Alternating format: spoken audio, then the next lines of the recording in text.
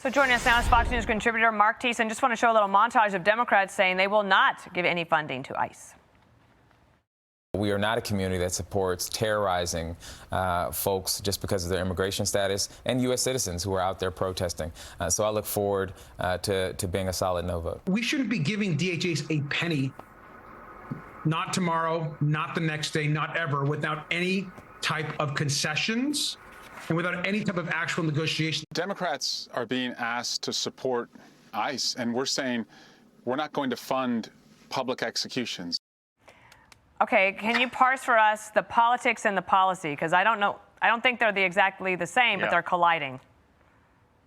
Yeah, so first of all, I've got bad news for all those Democrats. ICE is funded through 2029 because it was funded under the one big beautiful bill. What they're taking hostage with the DHS funding is FEMA and TSA. Okay, and people are not going to be very happy when all of a sudden they can't get through they can't get through security checkpoints, or if there's a disaster and there's no funding for the disaster management. So they're not holding hostage funding for ICE. They're holding hostage. ICE will be funded until the next president. Second of all, the big problem they have is that they're at risk of getting over their skis on this because Americans are unhappy with the execution of the policy. They didn't like.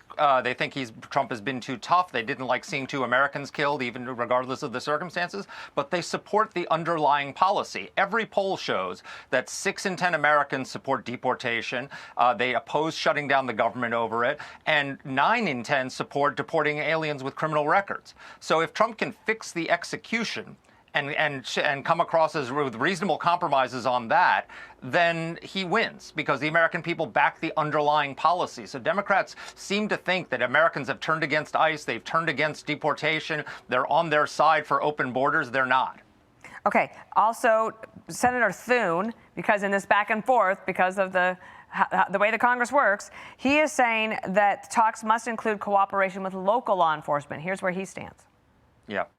Tom Homan recently traveled to Minneapolis at the president's request, and his efforts have gone a long way. One thing he's trying to accomplish is increased cooperation between local law enforcement and ICE. It's notable how much more peaceful things have been in cities where local law enforcement has been authorized to cooperate with ICE. It's time to bring an end to the dangerous practice of local jurisdictions refusing to cooperate with federal law enforcement. So, Mark, he's not using the words ban sanctuary cities, but that would eliminate the problem, right? Yeah, so even in the wake of these 2 shootings, a Minnesota poll, so this is in Minnesota where the shootings happened, 50% say that law enforcement should cooperate with ICE, and deportations only 36% oppose. That's in Minnesota. So the sanctuary city policies are very unpopular, whatever you want to call them. So if the Democrats are going to rally, Trump will be very smart to turn this around on the Democrats and focus on the lack of cooperation, focus on the fact that the reason a lot of these problems are happening is because the sanctuary jurisdictions are not handing over aliens with criminal records, child rapists, murderers, drug dealers, and all the rest of it, gang members. If he can refocus the debate on that, then he's got a winning hand. All right, Mark Thiessen, thank you so much. Wait, pop quiz. If it goes back to the Senate, does Thune need 51 or 60 votes?